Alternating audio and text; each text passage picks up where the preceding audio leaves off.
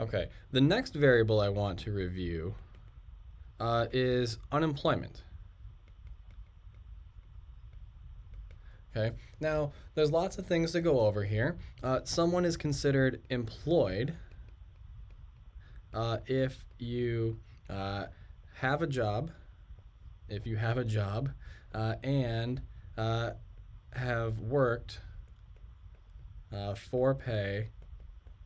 I'm going to make this as easy as possible and just say recently. And I'm not going to bother giving a more accurate definition than recently because different people will have different definitions of recently. Some people use 2 weeks, other people use a month, some people I've seen have even used a year. Okay, someone is classified as unemployed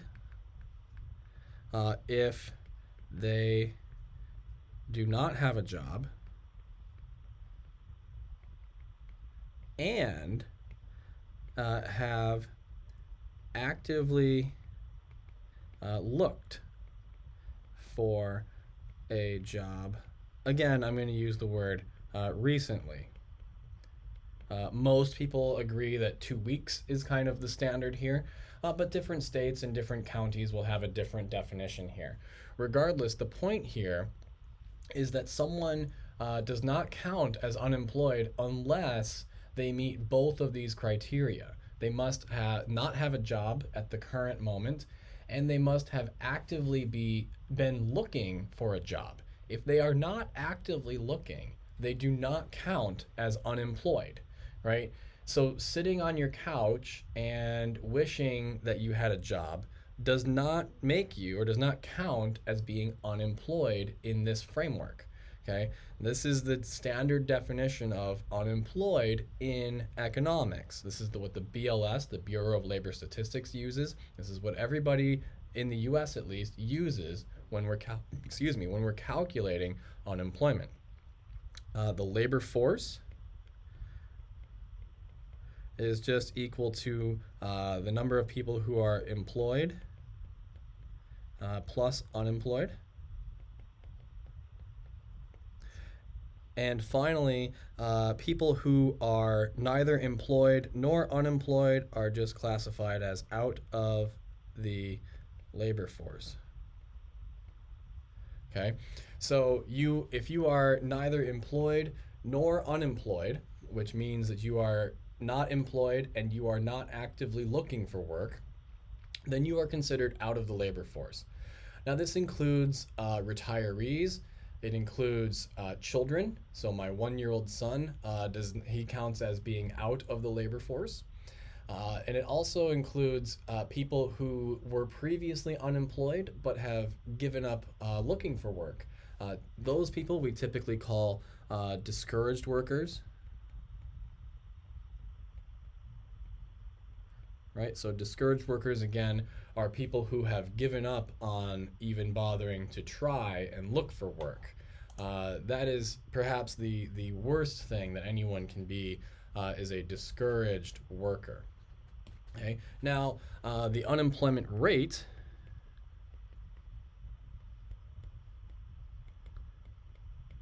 is calculated by dividing the number of people who are unemployed by the labor force. And then if you want to, you can multiply it by 100. When you see, an unemployment rate of, let's say, 9%, they're multiplying by 100 to get that. Okay. And so if the number of people who are unemployed decreases, then the unemployment rate will go down. Okay. This measure in and of itself is not particularly useful because we could have a lot of people retire, which would reduce the number of people who are unemployed. It would also reduce the labor force by the same number, and so the result would be that the unemployment rate would decrease. Okay, so I always like to give the example that if you really wanted to lower the unemployment rate, a really easy way to do it would be to go march down to the unemployment office and try to convince everyone there that they'll never have a job, right? They'll never succeed in finding work, okay? And every person who you convince to drop out of the labor force is a reduction in the unemployment rate. Now, obviously, this is a sociopathic thing to do, but it would reduce the unemployment rate, and clearly that is a good thing, right? If you can't tell, I am being sarcastic there. Reductions in the unemployment rate are not always good. Sometimes they are bad, okay? This was a big problem back in 2010, actually. So in 2010, the unemployment rate in the US decreased. This was in, I believe, June of 2010, maybe July, somewhere around there. The unemployment rate decreased, and a big reason why was a big increase in discouraged workers.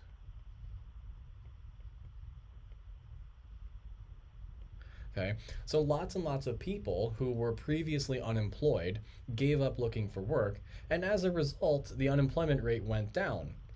That's bad, right? That's a bad decrease in the unemployment rate because it means that people don't even have hope. So not only do they not have jobs, but they don't even have hope that they will find a job. Another statistic that's often used is known as the labor force participation rate. Okay, and this is calculated as the labor force divided by the adult population, so we don't count my son toward this one, times 100. Okay, and what this is a measure, what this measures is the percentage of adults in a country who are either working or not, or are looking for work. This does include people who are retired. Okay, so they are out of the labor force, but they do count toward the adult population. It counts discouraged workers. Okay, again, they are out of the labor force, but they count as adults. Okay, and so let's kind of think about what values of these for these measures are considered good. So would an unemployment rate of 0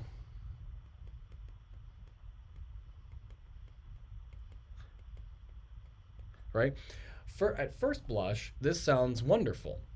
But what it means is that there are no people who are out looking for a new job.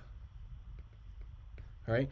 And so this causes economists to be nervous because what it means is, or what it suggests rather, is that employers have, all the power. Right? There might not be any other jobs out there, and so your boss is literally your boss, right? They can tell you what to do. So if you're like me and you're a college professor, your boss could tell you to go wash his or her car, right? And threaten to fire you if you don't do it, right? Now, obviously, you could take this up to HR and so on and so forth. But in this kind of a framework where there are no other jobs available, you might actually end up having to wash the boss's car. Okay, so an unemployment rate of 0% is not typically a good thing. What about 100%? Right? Well, that's obviously terrible. Right? I don't think I need to go into too much detail there. An unemployment rate of 100% means that nobody can find a job and nobody is currently working. So that sounds terrible. What about a labor force participation rate equal to 0%? Right? Well, that's going to be bad because that means that there are no adults actually working at all, and there are no adults actually looking for work either. That's going to be a disaster. Okay, so we would like to avoid something like that. So maybe, what about 100%? 100% labor force participation rate. Well, that means there are no students in college, right? Because actually, college students do not count toward labor force statistics because we consider college to be their full-time job, and so we preclude or we do not count college students towards labor force. So if we had a labor force participation rate of 100%, that would mean there are no students in college. That doesn't sound like a good idea. It also means that there are no retired people. So either you die as soon as you retire, as soon as you stop working, rather, you just die. That doesn't sound good. Or you never get to retire, and that doesn't sound good either. Okay. Technically, it also means that there is no military, because in the U.S. We do not count military people as employed, but they do count as adults. So there would be no military whatsoever. So we can quibble about whether the U.S. has a military that's too large or too small. Like, we can have that argument, that's fine. But I'm willing to bet that we could all agree that not having a military at all is probably a bad thing. And so, a labor force participation rate of 100% would also be disastrous. Okay, it would just not be a very fun place to live.